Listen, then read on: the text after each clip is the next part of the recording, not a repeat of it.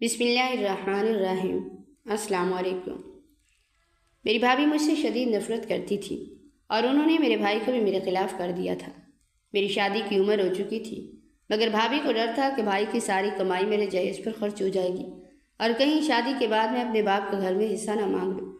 پھر ایک دن مجھے پتہ چلا کہ وہ میری شادی اپنے ایک عمر رسیدہ ظالم رشتہ دار سے کروانا چاہتی ہیں۔ جب میں نے انکار کیا تو بھابھی نے غصے میں جلتا ہوا گرم چمٹا میرے چہرے پر لگا دیا۔ میرا چہرہ جل رہا تھا مگر جسم سے زیادہ میری روح کو چھلنی کیا گیا تھا۔ میں ساری رات روتی رہی مگر صبح جب آئینے میں اپنا چہرہ دیکھا تو میرے ہوش اڑ گئے، کیونکہ میرا اصل قصور شاید یہی تھا کہ میں زندہ رہ گئی تھی اور میرے سر سے ماں باپ کا سایہ اٹھ چکا تھا۔ جس دن میرے باپ کا جنازہ اس گھر سے نکلا مجھے یوں لگا جیسے میرے سر سے آسمان چھین گیا اور میرے تحفظ کی آخری دیوار بھی مٹی میں مل گئی۔ اب میں اس دنیا میں بالکل اکیلی رہ گئی تھی۔ میرے بھائی اپنی نئی زندگی، بیوی بچوں اور دنیا داری کی ذمہ داریوں کے حصار میں ایسے گم ہوئے کہ انہیں اپنی یتیم بہن کی سسکیاں اور دل کی دھڑکنیں سنائی دینا ہی بند ہو گئی۔ اسی خاموشی اور میری بے بسی کا فائدہ میری بھابھی نے بھرپور طریقے سے اٹھایا۔ انہیں تو جیسے منہ مانگی مراد مل گئی کہ وہ میرے خلاف زہر اگلے اور ایسی سازشیں بولیں جن کا توڑ کرنے والا اب اس گھر میں کوئی موجود نہ تھا۔ وہ ہر گزرتے دن کے ساتھ کوئی نہ کوئی ایسا نیا فتنہ کھڑا کرتی، کوئی ایسی جھوٹی بات گڑتی کہ میرے بھائی کو یہی یقین دلاتی کہ گھر کی ساری لڑائیوں اور پریشانیوں کی جڑ صرف میں ہوں۔ وہ بھائی جو کبھی مجھے اپنی جان سے زیادہ عزیز رکھتا تھا، جس کے کندھے پر سر رکھ کر میں اپنے زمانے بھر کے دکھ بھول جایا کرتی تھی، وہ ان سازشوں کی وجہ سے دھیرے دھیرے مجھ سے اتنا بدظن ہو گیا کہ اب وہ میری شکل دیکھنا بھی گوارا نہیں کرتا تھا۔ میری معصومیت اب اسے مکاری لگتی تھی اور میری موجودگی اسے کاٹنے کو دوڑتی تھی۔ اسے خبر ہی نہ تھی کہ ان سب نفرتوں کے پیچھے میری بھابھی کے بنے ہوئے وہ مکار جال تھے جن میں میرا سگا بھائی بری طرح پھنس کر اپنی بہن کا دشمن بن چکا تھا۔ جب بھائی کا لہجہ بدلتا اور وہ سب کے سامنے ذرا سی بات پر مجھے جھڑک دیتا تو وہ تلخ لفظ میرے سینے میں کسی زہریلے نشتر کی طرح پیوست ہو جاتے۔ میں جب اپنے بوجھل دل اور بھیگی آنکھوں کے ساتھ گھر کی کسی اندھیری گوشے میں بیٹھ کر روتی تو وہاں بھی میری بدقسمتی اور بھابھی کا طنز میرا پیچھا نہ چھوڑتا۔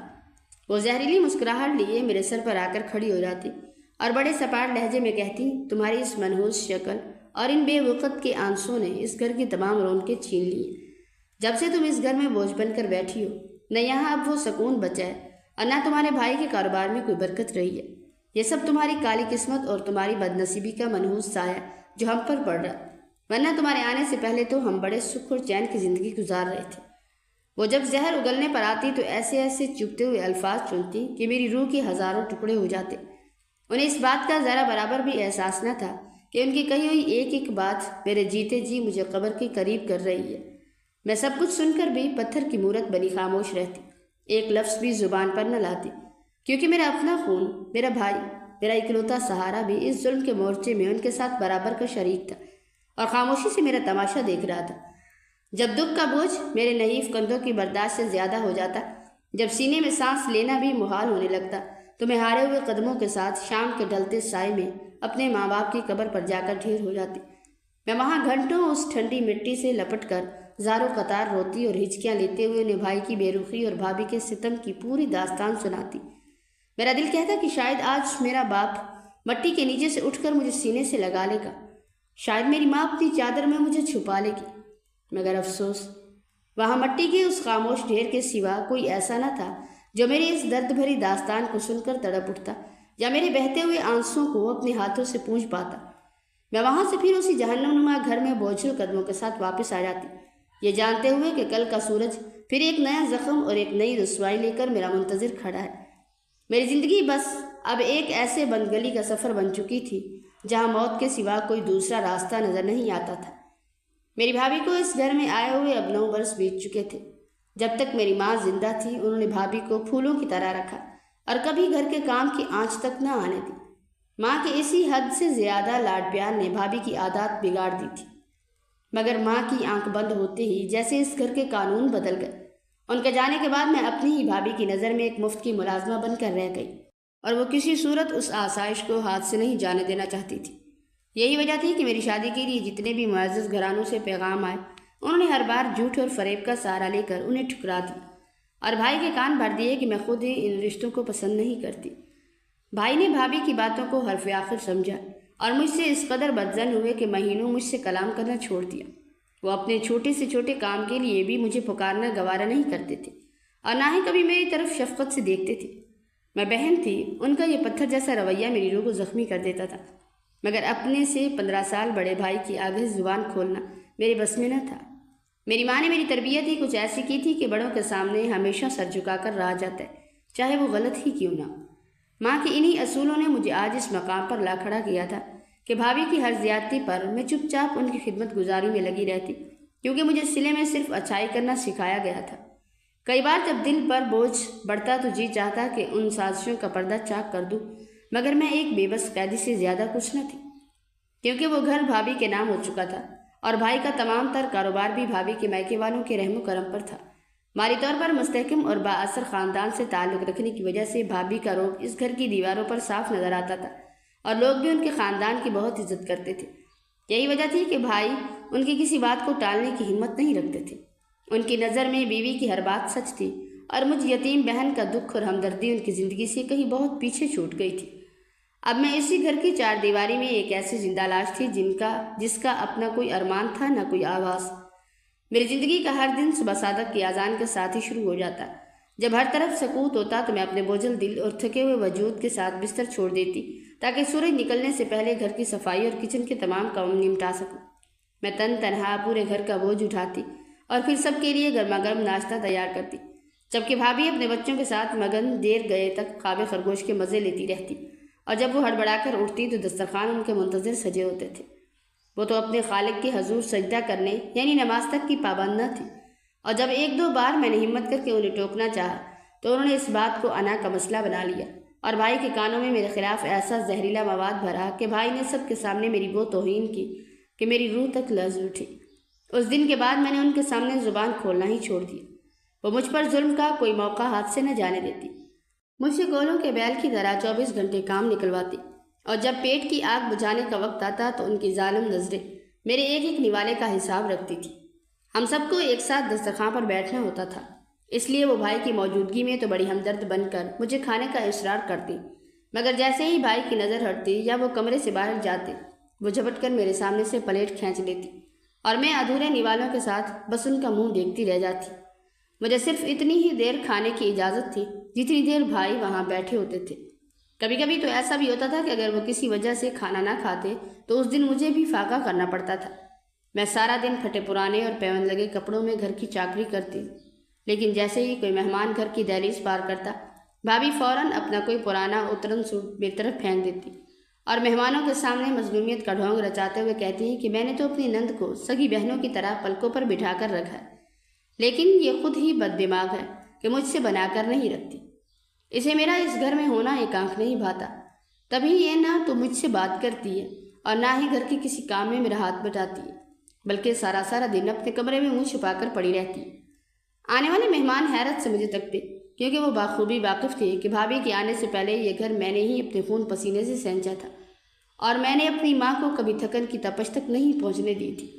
وہ کام جو میں کبھی اپنی خوشی اور محبت سے کرتی تھی اب میری زندگی کی سب سے بڑی اور تلخ مجبوری بن چکے تھے، چاہے مجھے 104 درجے پر بخار ہی کیوں نہ ہو۔ بھابھی کے پتھر دل میں میرے لیے کوئی جگہ نہیں تھی۔ وہ کبھی پیار سے میرا ماتھا چھو کر یہ نہیں کہتی کہ تم آرام کر لو، بلکہ اس بیماری کی حالت میں وہ مجھ پر کام کا مزید بوجھ ڈال دیتی تاکہ میں ٹوٹ جاؤں۔ میں اندر سے کرچی ہو رہی تھی، مگر صرف گھر کی لاج رکھنے اور بھائی کے غصے سے بچنے کے لیے میں نے خاموشی کی چادر اوڑھ لی تھی تاکہ اس برباد ہوتے ہوئے گھر کے سکون میں میری وجہ سے کوئی خلل نہ آئے۔ میری زندگی کا سب سے بڑا المیہ یہ تھا کہ میرے ماں باپ بہت دور اندیش اور سمجھدار انسان تھے۔ وہ زمانے کے بدلتے رنگوں اور رشتوں کی بے ثباتی سے خوب واقف تھے، اس لیے انہوں نے اپنی زندگی میں ہی جائیداد کا بٹوارا کر دیا تھا تاکہ میرے بعد میری بیٹی کسی کے آگے ہاتھ نہ پھیلائے۔ میرے حصے میں اچھی خاصی جائیداد آئی تھی، مگر یہی دولت میرے اپنوں کی نظروں میں کھٹکنے لگی۔ میری بھابھی کی نظریں شروع دن سے ہی میری اسی جائیداد پر تھی اور وہ اسے ہر قیمت پر حاصل کرنا چاہتی تھی۔ اسی لالچ کی آگ میں انہوں نے بھائی کے دل میں میرے خلاف وہ نفرت بھر دی کہ اب بھائی بھی یہ سوچنے لگے کہ میں اپنی زبان کھولے بنا وہ سب کچھ ان کے نام کر دوں۔ وہ جانتے تھے کہ میں ان کے سامنے کبھی سر نہیں اٹھاؤں گی، چاہے میرا دل کتنا ہی کیوں نہ چھلنی ہو جائے، اس لیے وہ میری شرافت اور خاموشی کا ناجائز فائدہ اٹھانے سے باز نہیں آتے تھے۔ ایک دن بھائی نے اچانک میرے سامنے چند کاغذات رکھے اور انتہائی سخت لہجے میں کہا کہ ان پر دستخط کر دو۔ میں نے BA کر رکھا تھا اور ان قانونی پیچیدگیوں کو بخوبی سمجھتی تھی۔ جب میں نے پوچھا کہ بھائی یہ کیا ہے تو وہ تیکھے لہجے میں بولے کہ یہ جائیداد کے پیپر ہیں جو تم نے میرے نام منتقل کرنے۔ زندگی میں پہلی بار میں نے ہمت جمع کر کے بھائی کے حکم کی نافرمانی کی اور سائن کرنے سے انکار کر دیا۔ میرا انکار کرنا تھا کہ جیسے بھائی کے لیے میں مر گئی۔ انہوں نے مجھ سے بات کرنا ہی چھوڑ دیا اور ہم وقت اکھڑے کھڑے رہنے لگے۔ اب بھابھی کو اپنی سازشیں مکمل کرنے کا سنہری موقع مل گیا۔ انہوں نے بھائی کو مشورہ دیا کہ میری شادی ان کے اپنے بھائی سے ہی کر دی جائے۔ وہ بھائی جو سارا دن نشے میں دھت پڑا رہتا تھا اور جب اس کے پاس نشے کے پیسے نہیں ہوتے تھے تو میری بھابھی ہی اسے فنڈز فراہم کرتی تھی۔ میری بھابھی ایک ایسی حریص عورت تھی جس نے خود اپنے بھائی کو اس راستے پر لگایا تاکہ اس کی ساری دولت اور جائیداد پر ان کا قبضہ ہو سکے۔ ان کے ابا کے زمانے میں ان کے خاندان کا شمار شہر کے معززین میں ہوتا تھا۔ لوگ جھک کر سلام کرتے تھے، مگر یہ میری بھابھی کی کرامات تھی کہ آج وہی خاندان ذلت کی پستیوں میں گر چکا تھا اور لوگ ان کے نام سے بدظن ہو گئے تھے۔ میری شادی کی عمر ڈھل رہی تھی، مگر بھابھی میری رخصتی کے حق میں قطعاً نہیں تھی۔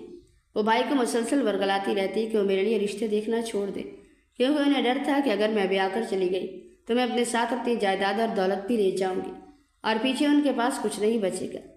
ان کی حوث یہاں تک پہنچ چکی تھی کہ انہیں اس گھر میں موجود میرے حصے سے بھی خوف آتا تھا۔ انہیں لگتا تھا کہ شادی کے بعد میں اپنا حق مانگ لوں گی اور وہ اپنے بچوں سمیت دربدر ہو جائیں گے۔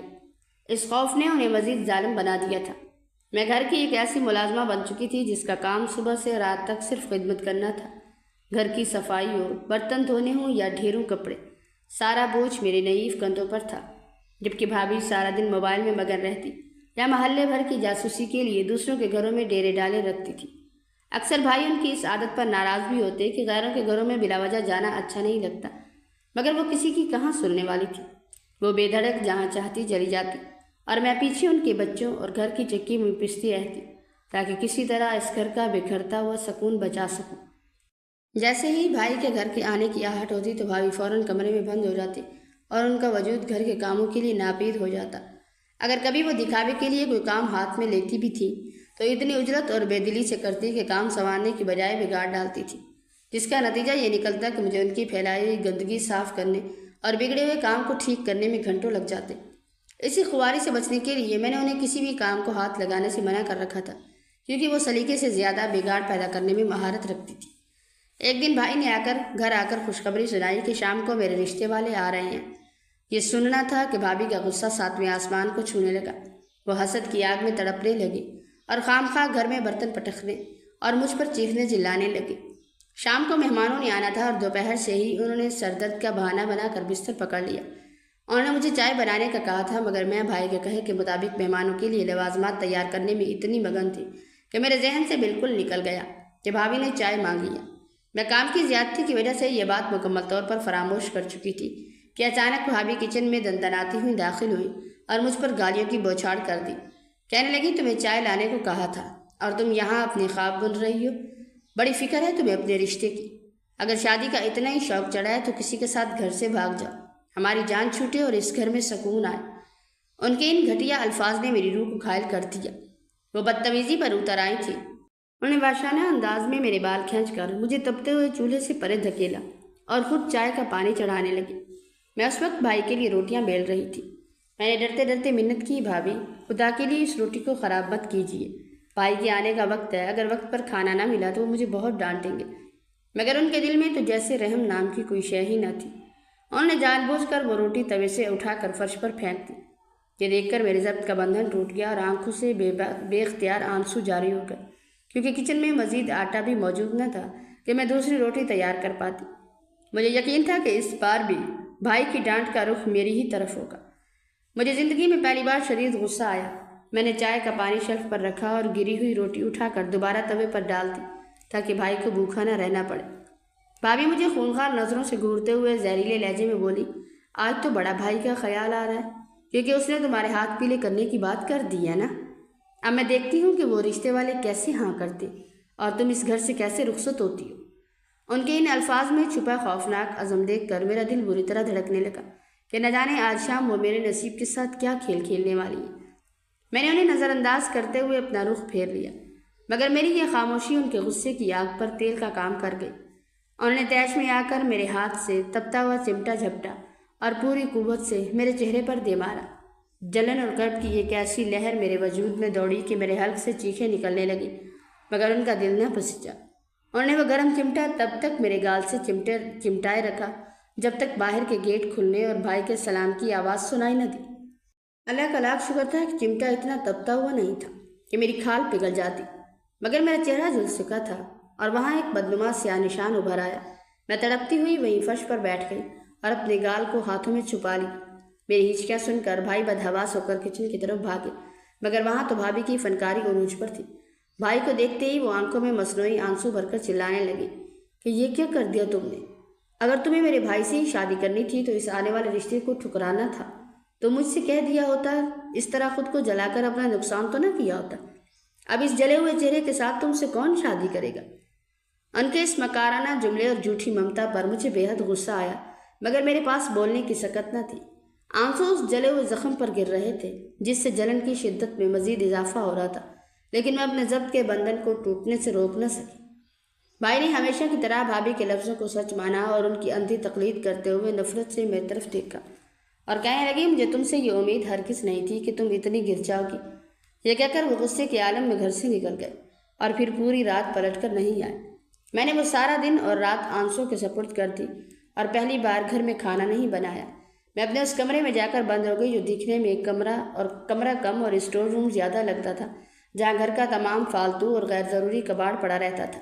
اور سچ تو یہ تھا کہ اس گھر میں بھابھی کی نظر میں میری حیثیت بھی اس غیر ضروری سامان سے بڑھ کر کچھ نہ تھی، اس لیے میرا ٹھکانہ بھی وہی جگہ تھی۔ میں نے اندر سے دروازہ بند کر لیا۔ بھابھی کئی بار باہر آ کر دروازہ پیٹتی رہیں اور جٹھائی سے پوچھتی رہیں کہ کھانا کیوں نہیں بنایا۔ انہیں اس بات کا ذرا برابر ملال نہ تھا کہ انہوں نے میرے ساتھ کتنی بڑی زیادتی کی ہے، بلکہ وہ اب بھی مجھے ہی مجرم ٹھہرا رہی تھی اور بھائی کے گھر نہ آنے کا سارا ملبہ بھی میرے سر ڈال رہی تھی۔ میں ہمت ہار کر ڈیٹھ بنی اندر ہی بیٹھی رہی۔ میرے معصوم بھتیجے بھی آ کر کنڈی کھٹکھٹاتے رہے، مگر میں نے دروازہ نہ کھولا۔ روتے روتے نہ جانے کب میری آنکھ لگ گئی اور جب بھوک کی شدت سے آنکھ کھلی تو میں نے نیموا آنکھوں کے ساتھ دروازہ کھولا اور ہارے ہوئے قدموں کے ساتھ کچن کی طرف چل دی۔ کچن میں قدم رکھا تو دیکھا کہ بھائی بھی شاید ابھی لوٹے تھے اور بھوک کی شدت میں فریج کھول کر کچھ تلاش کر رہے تھے، مگر افسوس کہ بھابھی نے خود تو بچوں کے ساتھ باہر سے منگوایا ہوا کھانا کھا کر پیٹ بھر لیا تھا، لیکن ہمارے لیے ایک نوالہ تک نہیں چھوڑا تھا۔ بھائی کو لگا کہ میں نے جان بوجھ کر ان کے لیے کھانا نہیں بنایا کیونکہ میں ان سے ناراض ہوں کہ انہوں نے میری مرضی کے بغیر کہیں اور رشتہ کرنا چاہا، جبکہ حقیقت میں وہ بھابھی کے ڈالے ہوئے اس فریب کا شکار تھے کہ میں ان کے شرابی بھائی کو پسند کرتی۔ بھائی غصے سے بھرے ہوئے میری طرف بڑھے اور نفرت آمیز لہجے میں کہنے لگی کہ جیسا تم چاہتی ہو اب ویسا ہی ہوگا۔ تمہاری شادی ہوگی تو اسی سے ہی ہوگی تاکہ اس گھر میں سکون آ سکے اور میری تم سے جان چھوٹ جائے۔ کاش تم پیدا ہی نہ ہوئی ہوتی تو آج مجھے یہ دن نہ دیکھنے پڑتے۔ اگر اماں ابا کے ساتھ تم بھی مر جاتی تو میری زندگی کی آدھی پریشانیاں ختم ہو جاتی۔ یہ سنگ دلانہ جملے کہہ کر وہ اپنی کنپٹی مسلتے ہوئے کچن سے نکل گئے اور میں وہیں ساکت کھڑی اپنی قسمت پر آنسو بہانے لگی۔ پھر تہجد کے وقت میں نے پہلی بار ٹوٹے ہوئے دل کے ساتھ اللہ کے حضور ہاتھ پھیلائے اور رو رو کر اپنے کردار کی پاکیزگی کی گواہی مانگی اور گڑ گڑا کر اپنے اس زخم کو بھرنے کی التجا کی۔ مجھے اچانک اپنی امی یاد آئی جو بیسن اور آلو کے رس کا ایک ٹوٹکا چہرے پر لگایا کرتی تھی۔ نہ جانے اس وقت میرا دھیان اس طرف کیسے چلا گیا۔ میں نے وہی نسخہ اپنے چہرے پر لگایا اور جب منہ دھویا تو یہ دیکھ کر سکون ملا کہ زخم کی سرخی کچھ کم ہو گئی تھی۔ پھر داغ کو مٹانے کی تڑپ میں نے چوری چھپے بھابھی کی کریم اٹھا کر چہرے پر مل لی اور اسی آس میں سو گئی کہ شاید اللہ مجھ پر رحم کر دے۔ جب آنکھ کھلی صبح تو میں حیران رہ گئی، وہ کریم معجزاتی طور پر اثر کر گئی تھی اور میرا چہرہ کافی حد تک صاف ہو چکا تھا، اگرچہ ہلکا سا نشان اب بھی باقی تھا۔ میں اپنے چہرے پر ہاتھ پھیرتے ہوئے ماں باپ کی یاد میں زار و قطار رونے لگی۔ اسی دوران بھائی میرے کمرے کے قریب آئے، مگر اندر آنے کی بجائے وہ کھڑکی سے میرا حال دیکھنے لگے۔ میں اس بات سے بالکل بے خبر تھی کہ بھائی مجھے دیکھ رہے ہیں۔ میں جائے نماز پر بیٹھ کر اللہ سے فریاد کرنے لگی کہ اے میرے مالک، میں یہ نہیں چاہتی کہ جو دکھ بھابھی نے مجھے دیے وہ انہیں ملے، بس تو ان کا دل میرے لیے صاف کر دے تاکہ وہ میرے خلاف سازشیں کرنا چھوڑ دے اور میرے بھائی کے دل سے میرے لیے نفرت نکال دے۔ میں روتے ہوئے سجدے میں گر گئی اور ہچکیاں لیتے ہوئے دعائیں مانگتی رہی۔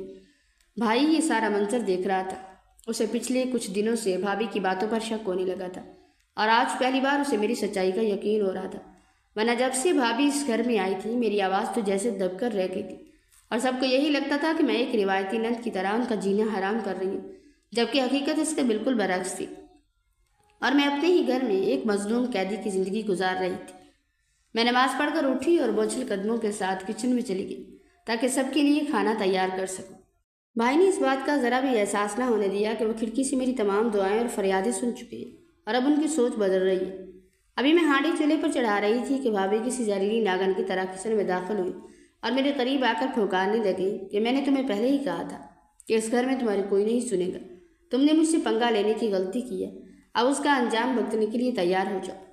میں نے اپنے بھائی کو بلایا اور آج ہی تم دونوں کا نکاح پڑھوا کر تمہیں اس گھر سے دھکے مار کر نکال دوں گی، اور یاد رکھنا کہ اپنی یہ منحوس شکل لے کر دوبارہ کبھی اس گھر کی دہلیز پار نہ کرنا۔ یہ کہتے ہوئے انہوں نے وحشانہ انداز میں میرے چہرے کو اپنے ناخنوں سے نوچا اور غصے میں پاؤں پٹکتے ہوئے باہر چلی گئی۔ میں اپنی بے بسی پر تڑپ اٹھی اور آنسو پونجھتے ہوئے دوبارہ کام میں لگ گئی کہ تبھی بھائی کچن میں داخل ہوئے اور بڑے دھیمے لہجے میں پوچھا کہ کھانا تیار ہے۔ میں نے اپنی سسکیاں ضبط کرتے ہوئے اور نظریں جھکا کر بس اتنا کہا کہ جی بھائی تیار ہے، اور اپنے بہتے ہوئے آنسوؤں کو ان سے چھپانے کی ناکام کوشش کرنے لگی۔ ایک رات جب میں حسب معمول تہجد کے لیے بیدار ہوئی تو صحن میں کسی کے قدموں کی چاپ سنائی تھی۔ میں نے دیکھا کہ بھابھی ادھر ادھر ٹہلتے ہوئے بڑے رازدانہ انداز میں موبائل پر کسی سے بات کر رہی ہیں۔ مجھے سخت حیرانی اور تشویش ہوئی کیونکہ وہ رات کو کمرے سے باہر نکلنا بھی گوارا نہیں کرتی تھی۔ مجھے لگا شاید لوڈ شیڈنگ کی وجہ سے باہر آئی ہوں گی، لیکن ان کا اس پہر فون پر مصروف ہونا مجھے کھٹک رہا تھا۔ میں نے سوچا کہ کہیں وہ اس بات کا بتنگڑ نہ بنا دے کہ میں چھپ کر ان کی باتیں سن رہی ہوں، اس لیے میں نے نظر انداز کیا اور اپنی نماز پڑھ کر واپس کمرے میں چلی گئی۔ لیکن میرا دل کسی انجانے خوف سے لرز رہا تھا۔ ان دنوں بھائی کا رویہ میرے ساتھ کچھ بدلا سا تھا۔ وہ اب بھابھی سے اکھڑے اکھڑے رہتے اور بات بات پر انہیں ٹوکتے تھے، جس پر بھابھی اندر ہی اندر جل بھن کر کوئلہ ہو جاتی اور ان کی اس تپش کا سارا نزلہ مجھ پر گرتا تھا۔ ایک بار بھائی کو کسی کاروباری کام سے دوسرے شہر جانا پڑا۔ جانے سے پہلے وہ بھابھی کو دو ٹوک لفظوں میں منع کر گئے تھے کہ میں اپنی بہن کا رشتہ تمہارے شرابی بھائی سے کبھی نہیں کروں گا، چاہے میری بہن ساری زندگی بن بیاہی میرے گھر بیٹھی رہے۔ بھائی کا یہ فیصلہ بھابھی کے سینے پر سام بن کر لوٹ گیا اور انہوں نے بھائی کے پیٹ موڑتے ہی ایک ایسی ہولناک سازش تیار کی جس کا میں نے خواب میں بھی نہ سوچا تھا۔ وہ جمعہ کا مبارک دن تھا جب بھابھی اچانک کچن میں آئیں اور بڑے پیار سے، جو سراسر دکھاوا تھا، مجھ سے کہنے لگی یہ لو میرا قیمتی جوڑا اور آج نہا دھو کر اچھے سے تیار ہو جاؤ۔ میں نے حیرت سے انہیں دیکھا تو وہ کہنے لگی زیادہ سوال مت کرو، بس جو میں کہہ رہی ہوں ویسا ہی کرو، تمہیں بعد میں سب پتہ چل جائے گا۔ مجھے لگا کہ شاید بھائی کے جانے کے بعد ان کے دل میں کوئی رحم آ گیا ہے، یا شاید کوئی خاص مہمان آنے والے ہیں جن کی خاطر مجھے یہ سب کرنے کو کہا جا رہا ہے۔ میں نے ان کے حکم کی تعمیل کی اور وہ سوٹ پہن کر تیار ہوگی۔ انہوں نے مجھ سے ڈھیروں کھانا بنوایا۔ میں نے تھکن کی پرواہ کیے بغیر ہر چیز سلیقے سے تیار کی اور پھر اپنے اسی تاریک اسٹور نما کمرے میں جا کر بیٹھ گئی اور دل ہی دل میں دعائیں مانگنے لگی کہ یا اللہ آج کا دن خیریت سے گزر جائے اور بھابھی کے ارادے میرے حق میں بہتر ہو۔ میں ان کے اگلے حکم کا انتظار کر رہی تھی، لیکن میں یہ نہیں جانتی تھی کہ یہ خاموشی کسی بڑے طوفان کا پیش خیمہ ہے۔ اسی لمحے بھابھی کسی طوفان کی طرح میرے کمرے میں داخل ہوئی۔ میرا سر ننگا تھا اور میں اپنی تنہائی میں گم تھی کہ انہوں نے وحشانہ انداز میں مجھ پر دوپٹہ تان دیا۔ میں نے لرزتے ہوئے سوال کیا کہ بھابھی آخر یہ سب کیا تماشا ہے اور آپ مجھے اس طرح کیوں ڈرا رہی ہیں؟ مگر ان کے سینے میں تو جیسے پتھر دھڑک رہا تھا۔ انہوں نے کھردرے لہجے میں حکم دیا کہ جتنا کہہ رہی ہوں خاموشی سے اتنا کرو ورنہ انجام برا ہوگا۔ وہ زبردستی میرے سر پر دوپٹہ جمانے لگی اور اس دوران 2-3 سیفٹی پنیں اتنی بے رحمی سے چبھوئیں کہ وہ میری کھال کے اندر تک ترازو ہو گئی۔ درد کی ایک تیکھی لہر میرے پورے وجود میں دوڑی اور میرے لبوں سے ایک جگر سو سسکی نکلی، جس کے جواب میں انہوں نے غلیظ مغرضات بکنا شروع کر دیے اور پیر پٹکتی ہوئی باہر نکل گئی۔ جب وہ دوبارہ لوٹیں تو ان کے ساتھ ان کا بدکردار اور نشائی بھائی عاطف، ان کا بڑا بھائی اور ایک مولوی صاحب بھی تھے۔ اس خوفناک منظر نے میرے پیروں تلے سے زمین نکال دی اور میں سمجھ گئی کہ وہ بھائی کی پیٹھ پیچھے زبردستی میرا نکاح اس انسان سے کروانا چاہتی ہیں تاکہ جائیداد بھی انہی کے قبضے میں رہے اور انہیں عمر بھر کے لیے ایک بے زبان لونڈی مل جائے۔ میں نے دہشت کے مارے نفی میں سر ہلا کر انکار کیا اور پیچھے ہٹتے ہوئے دیوار سے جا لگی، مگر بھابھی نے شکاری کی طرح میرا بازو پکڑا اور مجھے زمین پر گھسیٹتے ہوئے کرسی پر دے مارا۔ ان کے ناخن میری کھال میں پیوست ہو رہے تھے اور میرا دم گھٹ رہا تھا۔ مولوی صاحب نے جب نکاح کے کلمات شروع کیے تو مجھے لگا جیسے موت کا فرشتہ سامنے کھڑا۔ بھابھی نے میرا گلا دبا کر زبردستی مجھ سے اقرار کروانے کی کوشش کی، مگر اس کڑے وقت میں خدا نے مجھے غیبی ہمت دی۔ میں نے پوری قوت سے انہیں پیچھے دھکیلا اور پاؤں میں جوتی پہنے بغیر دیوانہ وار باہر کی طرف بھاگی۔ بھابھی کے بھائی کسی وحشی جانور کی طرح میرے پیچھے لپکے، مگر میں گلیوں میں زندگی کی بازی لگا کر دوڑتی رہی۔ لوگ مجھے اس بدحالی میں دیکھ کر دنگ رہ گئے اور اسی عوامی دباؤ کی وجہ سے ان ظالموں نے پیچھا چھوڑ دیا۔ میں اندھا دھند سڑک پار کر رہی تھی کہ اچانک ایک کار کی بریکیں چیخی اور میں اس سے جا ٹکرائی۔ زمین پر گرنے اور ہوش کھونے سے پہلے میری دھندلائی ہوئی نظروں کے سامنے جو آخری چہرہ ابھرا وہ کوئی غیر نہیں بلکہ میرا اپنا بھائی تھا۔ جب میری آنکھ کھلی تو میں ہسپتال کے سفید بستر پر تھی اور بھائی میرا ہاتھ تھامے زار و قطار رو رہے تھے۔ وہ بار بار سسکیاں بھرتے ہوئے کہہ رہے تھے کہ گڑیا مجھے معاف کر دو، میں نے تمہاری بھابھی کے مکار چہرے کو پہچاننے میں برسوں گوا دیے۔ میرا مقصد تمہیں اذیت دینا نہیں، بس میں ان کے جھوٹ کے سحر میں اندھا ہو چکا تھا۔ بھائی کی آنکھوں میں سچی ندامت کے آنسو دیکھ کر میرا سارا کرب بہہ گیا اور میں انہیں روح کی گہرائیوں سے معاف کر دیا۔ جب میں نے پوچھا کہ انہیں اس سب کا علم کیسے ہوا تو انہوں نے بس اتنا کہا کہ گھر چلو، آج اس گھر سے ہر فتنے کا خاتمہ ہوگا۔ ہسپتال سے ڈسچارج ہو کر جب ہم گھر پہنچے تو بھابھی کسی زخمی ناگن کی طرح بھائی پر جھپٹ پڑی اور چیخنے لگی کہ تم اس بد کردار کو دوبارہ اس چوکھٹ پر کیوں لائے ہو جو اپنے کسی آشنا کے ساتھ فرار ہو گئی تھی اور جس نے میرے بھائی کی توہین کی ہے۔ اب اس گھر میں یا تو یہ رہے گی یا میں۔ ان کے لہجے میں ایسی زہریلی نفرت تھی کہ جیسے وہ مجھے جیتے جی دیوار میں چنوا دے گی، مگر بھائی کے ماتھے پر پڑنے والی تیوریاں دیکھ کر وہ خاموش تو ہو گئی، لیکن ان کی آنکھوں میں چھپا بدلہ اور دانت پیستے ہوئے چبائے گئے الفاظ یہ چیخ چیخ کر بتا رہے تھے کہ وہ ابھی ہاری نہیں اور اس شکست کا بدلہ لینے کے لیے کسی بھی حد تک جا سکتی۔ میں خوف سے بھائی کے پیچھے چھپنے لگی تو انہوں نے میری آنکھوں میں دیکھ کر خاموشی سے تسلی دی کہ اب تمہارا محافظ بیدار ہو چکا ہے اور اب کوئی تمہارا بال بھی بھیکا نہیں کر سکے گا۔ بھائی کے لہجے میں ایسی گرج تھی کہ در و دیوار لرز اٹھے۔ انہوں نے اپنی بیوی کی آنکھوں میں آنکھیں ڈال کر دو ٹوک فیصلہ سنایا کہ تم کہتی تھی نا کہ یا تو اس گھر میں رہوں گی یا میری بہن، تو آج اپنا فیصلہ سن لو، میری بہن ہی اس گھر کی رونق رہے گی اور اب تم اس دہلیز سے نکل جاؤ۔ یہ سنتے ہی بھابھی کی آنکھوں میں حیرت اور وحشت کا طوفان امڈ آیا۔ وہ کبھی بھائی کو دیکھتی اور کبھی غصے سے پھٹی پھٹی نظروں سے میری طرف تکتی، پھر اچانک وہ ایک پاگل ڈائن کی طرح مجھ پر جھپٹ پڑی اور میرے کندھوں کو زور زور سے جھنجھوڑتے ہوئے چیخنے لگی کہ تم منحوس عورت، تم نے میرے شوہر کو میرے خلاف زہر پلایا، تم نے میرا بستا ہوا گھر اجاڑ دیا۔ بھابھی کے بھائی جو بھائی کا غصہ دیکھ کر سہمے ہوئے تھے خاموشی سے کھسکنے لگے کیونکہ وہ بخوبی جانتے تھے کہ وہ باطل پر ہے، مگر میرے بھائی نے انہیں گرجدار آواز میں وہی روک لیا اور سب کے سامنے وہ ہولناک حقیقت بیان کی جس نے سب کے ہوش اڑا دیے۔ بھائی بولے کہ آج میں تم سب کو اس مکار عورت کی اصل سچائی بتانے والا ہوں۔ یہ بے شک میری بیوی ہے اور میرے بچوں کی ماں، لیکن یہ اس قابل نہیں کہ میری بیوی کہلائے، اس لیے میں ابھی اور اسی وقت اس عورت کو طلاق دیتا ہوں۔ طلاق کا لفظ سنتے ہی بھابھی کے پیروں تلے سے زمین نکل گئی اور وہ بے جان ہو کر گرنے ہی والی تھی کہ بھائی نے ان کے بھائیوں کو مخاطب کرتے ہوئے کہا کہ اس عورت نے نہ صرف میری یتیم بہن پر پہاڑ جیسے ظلم ڈھائے بلکہ اس نے تو اپنے سگے بھائی کو بھی نہیں بخشا۔ اسے نشے کی دلدل میں دھکیلنے والی یہی عورت ہے تاکہ یہ جائیداد اور دولت پر سانپ بن کر بیٹھ سکے۔ جو عورت ہوس سے زر میں اپنی سگی ماں جیسی بھابھی کی جان لے سکتی ہے وہ بھلا کسی گھر کو کیا بسائے گی؟ یہ وہ ڈائن ہے جو اپنے ہی گھر کو آگ لگاتی۔ بھائی نے بھابھی کے بڑے بھائی کی طرف غصے سے اشارہ کرتے ہوئے ایک لرزہ خیز انکشاف کیا کہ تمہاری بیوی کو موت کے گھاٹ اتارنے والی کوئی اور نہیں بلکہ تمہاری اپنی بہن ہے، کیونکہ تمہاری مرحومہ بیوی یہ راز جان چکی تھی کہ رخسانہ مجھ سے شادی کی بجائے شادی والی رات ہی کسی اور کے ساتھ فرار ہونے کا منصوبہ بنا چکی تھی۔ جب انہوں نے اسے روکنے کی کوشش کی تو اس ظالم عورت نے اسی دوران ان کے کھانے میں زہر ملا کر انہیں ہمیشہ کے لیے خاموش کر دیا تاکہ اس کا کالا سچ کبھی سامنے نہ آ سکے۔ بھائی کی زبان سے یہ ہولناک انکشاف سن کر پورا کمرہ قبرستان جیسی خاموشی میں ڈوب گیا اور رخسانہ کی رنگت موت کی طرح زرد پڑ گئی کیونکہ اس کے گناہوں کا وہ بوجھ جسے وہ برسوں سے چھپائے ہوئے تھی آج اسے سب کے سامنے رسوا کر چکا تھا۔